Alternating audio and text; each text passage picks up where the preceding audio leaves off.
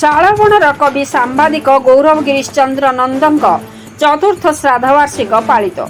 କାମାକ୍ଷନଗର ଉପଖଣ୍ଡ ସାମ୍ବାଦିକ ସଂଘ ସମାଜ ପାଠକ ବିଚାର ମଞ୍ଚର ମିଳିତ ଉଦ୍ୟମରେ ବିଶିଷ୍ଟ ସାମ୍ବାଦିକ ଶାଳବଣର କବି ସାମ୍ବାଦିକ ଗୌରବ ଗିରୀଶ ଚନ୍ଦ୍ର ନନ୍ଦଙ୍କ ଚତୁର୍ଥ ଶ୍ରାଦ୍ଧବାର୍ଷିକ ଉତ୍ସବ ପାଳିତ ହୋଇଯାଇଛି।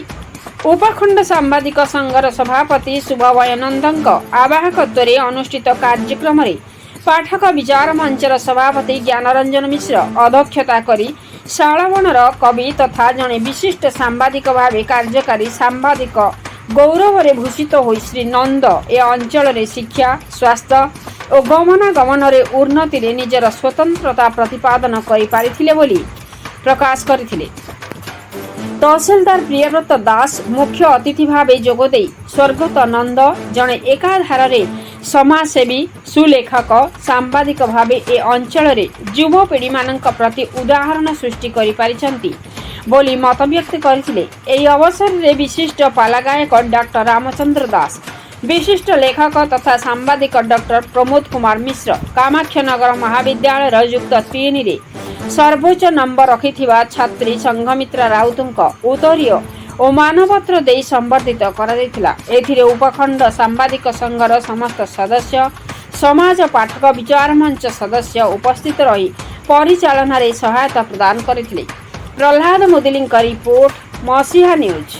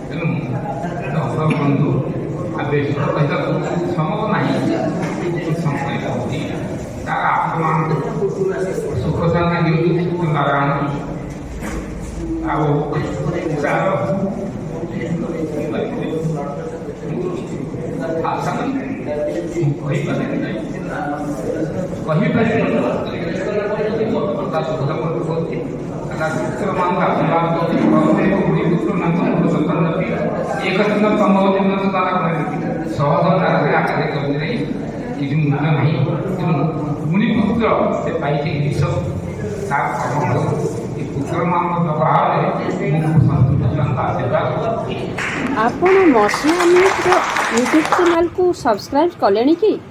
ଯଦି କରିନାହାନ୍ତି ଏବେ କରିନିଅନ୍ତୁ।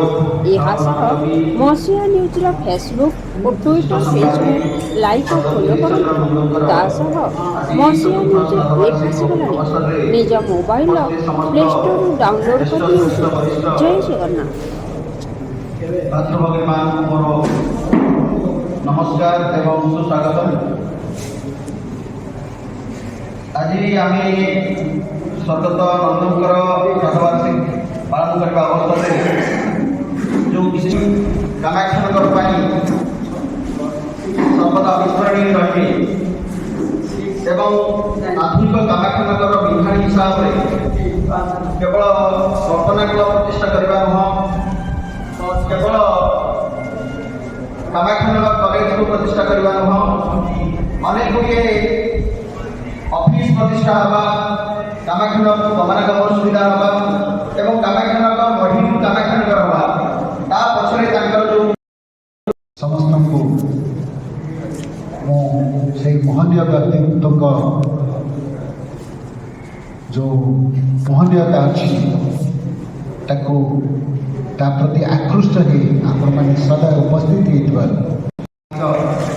समस्ते जानू कामाक्षनगर महाविद्यालय अवसर प्राप्त अध्यक्ष एवं बार ओडिशा बाटालियन एनसी स्कूल जी प्राय 20 थर अध्यक्ष दिल्ली दरबार प्रस्ताव कर व्यक्तित्व समाज पाठक विचार मंचर मुख्य उपदेष्टा सार विशेष गुण हूँ केवल उपदेश दिखती ना समाज पाठक विचार मंचर जिते गुड़िए कार्य संपन्न हुए समाज कल्याण कार्य निजे सार उपस्थित रुहती और उपदेश दिखती से एक व्यक्ति विशेष जहाँ समाज पाठक विचार मंच पाए मुख्य उपदेष्टा भाव में निश्चित भाव में गौरवान्वित आज्ञा को श्रद्धा सम्मान ज्ञापन कर स्वागत करवा मुख्य उपदेष्टा ମୋ ବାମ ପାର୍ଶ୍ୱରେ ଯିଏ ବସିଛନ୍ତି ମାନନୀୟ ଶ୍ରୀଯୁକ୍ତ ଜ୍ଞାନରଞ୍ଜନ ମିଶ୍ର ସାର୍, କାମାକ୍ଷାନଗର ମହାବିଦ୍ୟାଳୟର ବରିଷ୍ଠ ଇଂରାଜୀ ଅଧ୍ୟାପକ ଏବଂ ଆମ ସମାଜ ପାଠକ ବିଚାର ମଞ୍ଚର ମାନନୀୟ ସଭାପତି ଏବଂ ଆଜିର ସଭାର ମଧ୍ୟ ସଭାପତି ସାର୍ ଜଣେ ଡକ୍ଟର ଇଂଲିଶ ଶିକ୍ଷକ ଭାବରେ କାମାକ୍ଷାନଗର ନୁହେଁ ବାହାରେ ମଧ୍ୟ ସ୍କୁଲ ଅଛି, ଜଣେ ଛାତ୍ର ବତ୍ସଳ ଶିକ୍ଷକ ଭାବରେ ଆମେ ସମସ୍ତେ ଜାଣୁ ଏବଂ କେବଳ ସମାଜ ପାଠକ ବିଚାର ମଞ୍ଚର ଦାୟିତ୍ୱ ଗ୍ରହଣ କରିନାହାନ୍ତି, ଓଡ଼ିଶା ଅଧ୍ୟାପକ ଏବଂ କର୍ମଚାରୀ ସଂଘର ସାଂଗଠନିକ ସମ୍ପାଦକ ଭାବରେ ବର୍ତ୍ତମାନ କାର୍ଯ୍ୟ ନିର୍ବାହୁଛନ୍ତି। ଶିଶୁ ମନ୍ଦିରର ସମ୍ପୂର୍ଣ୍ଣ ପ୍ରମୁଖ ମଧ୍ୟ ଏହିଭଳି ଭାବରେ ବିଭିନ୍ନ ଅନୁଷ୍ଠାନ ସହିତ ଯାହାଙ୍କର ସମ୍ପୃକ୍ତି ରହିଛି, ଏଭଳି ଏକ ବ୍ୟକ୍ତି ବିଶେଷକୁ ଆମେ ସମାଜ ପାଠକ ବିଚାର ମଞ୍ଚରେ ସଭାପତି ଭାବରେ ପାଇ ଅତ୍ୟନ୍ତ ଗର୍ବିତ ଏବଂ ଆଜି ମଧ୍ୟ ଏ ମଞ୍ଚରେ ସଭାପତିତ୍ୱ କରୁଥିବାରୁ ଆପଣଙ୍କୁ ମଧ୍ୟ ଶ୍ରଦ୍ଧା ଭକ୍ତି ସମ୍ମାନ ଜ୍ଞାପନ କରି ଆଉ ସାର୍ ମାମ ପାତ୍ର ଯିଏ ଅଛନ୍ତି, ଆଜି ଏ ସଭାର ମୁଖ୍ୟ ଆକର୍ଷଣ ମୁଖ୍ୟ ଅତିଥି ମାନନୀୟ ଶ୍ରୀଯୁକ୍ତ ପ୍ରିୟବର ଦାସ ମହୋଦୟ, ପ୍ରଶାସନିକ କର୍ମଚାରୀ ରହି ଆମମାନଙ୍କୁ ସୁଶାସନ ସେବାରେ ଯେ ସକ୍ଷମ ହୋଇଛନ୍ତି କାମାକ୍ଷାନଗର ତହସିଲରେ ମାନ୍ୟବର ତହସିଲଦାର ମହୋଦୟ ଏବଂ ଅନେକ ସମୟ ମଧ୍ୟ ଏହା ପୂର୍ବରୁ ମଧ୍ୟ ଆମ ଗହଣରେ ଅନେକ କାର୍ଯ୍ୟକ୍ରମରେ ମଧ୍ୟ ସାର୍ ଯୋଡ଼ି ହୋଇଛନ୍ତି। ତେଣୁ ସାର୍ ମଧ୍ୟ ଆମେ ସାଧୁବାଦ ଜ୍ଞାପନ କରୁଛୁ, ବ୍ୟସ୍ତତା ଭିତରେ ସାର୍ ସମୟ ବାହାର କରି ଆଜି ଆମ ଗହଣରେ ଉପସ୍ଥିତ ଅଛନ୍ତି ମୁଖ୍ୟ ଅତିଥି ଭାବରେ। ଆପଣଙ୍କୁ ମଧ୍ୟ ଶ୍ରଦ୍ଧା ଭକ୍ତି ସମ୍ମାନ ଜ୍ଞାପନ କରି ସାର୍ ପ୍ରଣାମ ନିବେଦନ ସ୍ୱାଗତ କରୁଛୁ। ସାର୍ ଆମ ପାଖରେ ଯିଏ ଅଛନ୍ତି ଏ କାର୍ଯ୍ୟକ୍ରମର ମୁଖ୍ୟ, ଏ କାର୍ଯ୍ୟକ୍ରମର ଯୋଦ୍ଧା, ଏ କାର୍ଯ୍ୟକ୍ରମର ଯିଏ ଆବାହକ ମାନନୀୟ ଶ୍ରୀଯୁକ୍ତ ସୁଭଦ୍ର ନନ୍ଦ ମହୋଦୟ, ଯିଏ ଆଜି ଯାହାଙ୍କ ଉଦ୍ଦେଶ୍ୟରେ କାର୍ଯ୍ୟକ୍ରମ ଆମେ ଏଠି ଅନୁଷ୍ଠିତ କରୁଛେ, ଶ୍ରୀଯୁକ୍ତ ଗିରିଶ ଚନ୍ଦ୍ର ନନ୍ଦଙ୍କର ସୁପୁତ୍ର ବରିଷ୍ଠ ସାମ୍ବାଦିକ, ତାଙ୍କ ବିଷୟରେ କହିଲେ ତ ପୋଥି ପୋଥି ହେବ, ଆପଣମାନେ ବହୁତ କଥା କହିପାରିବେ ଯାହା ମୋ ମୁହଁରେ ବହୁତ କମ୍ ଆସିବ।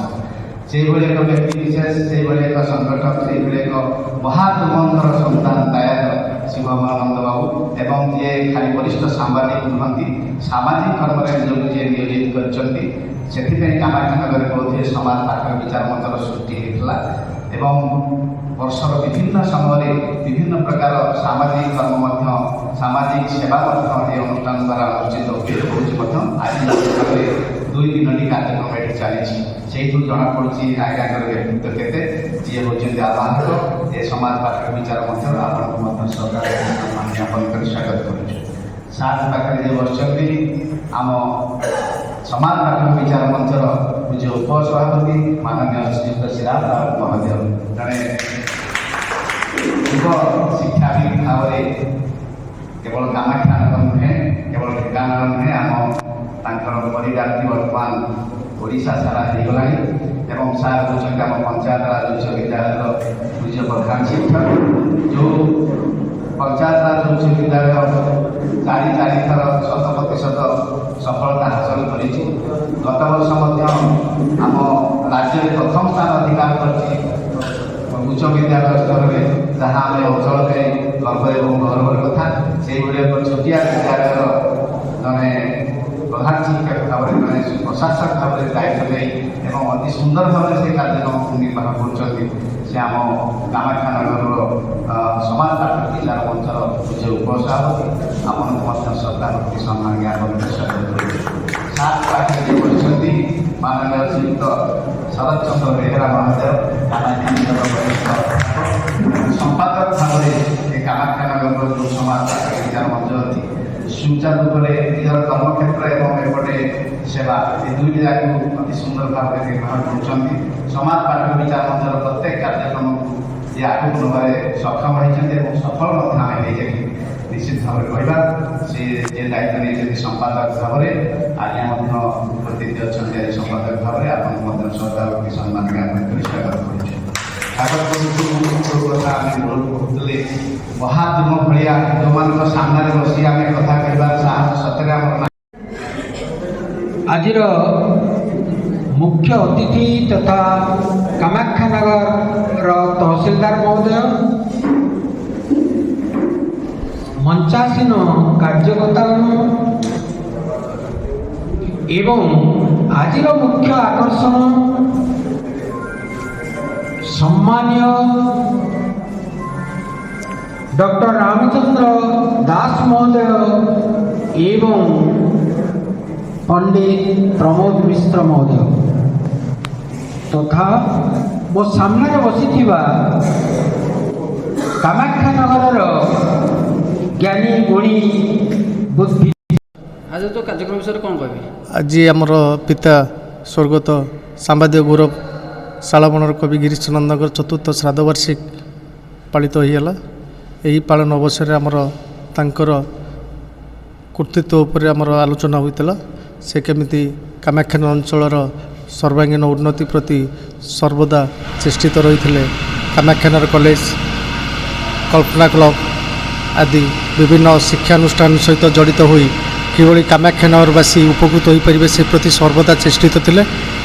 तेणु तांकरी उद्यम एवं तांकर काव्यिक गल्प जो कविता संकलन साहित्य क्षेत्र में ये कविता संकलन प्रस्तुत कर तारी उपर आमर आलोचना होता एवं भविष्य पीढ़ी केमती को बजाय रख से उपर आमर समस्त मतामत रखा जाता। अक्षय कुमार नंद आज जो कार्यक्रम विषय कौन कहे आमर श्रीयुत गिरीशचंद्र नंद तांकर आज चतुर्थ वार्षिक श्राद्ध उत्सव पालन कराई कामाख्यानगर कल्याण मंडप परिसर में। बहु गर्वर विषय आज से आम गहण नहांती किंतु से जो नीति जो आदर्श दे जाइछन्ति समस्ते अनुप्राणित होई तांकर निष्ठा को अनुसरण करी आज सांबादिकता काम करुँच। से ढेंकानाल जिलार प्रथम सांबादिक थिले एवं से एका सांबादिक नुहति से एकाधारे जड़े लेखक गाल्पिक जड़े गवेषक। तेणु तांकर जो शिष्य मैंने अभी सुधा अच्छा ढेंकानाल जे विभिन्न पुरपल्ली में समस्त अनुसरण करती कार्य दक्षता को निर्भर करती एवं कामाख्यानगर अंचल विभिन्न जो स्कूल कॉलेज बड़ बड़ मेडिकल हो अनुष्ठान गढ़ी तोली अवदान यथेष्ट रही। तेणु आज तांकर जो श्राद्धवार्षिक उत्सव आज कामाख्यानगर बहु बुद्धिजीवी मान्यगण्य व्यक्ति उपस्थित थे एवं तांकर अमर आत्मा सद्गति कामना करछन्ति। तेणु तांक भली महान व्यक्तित्व आज समस्त आदर्श रही।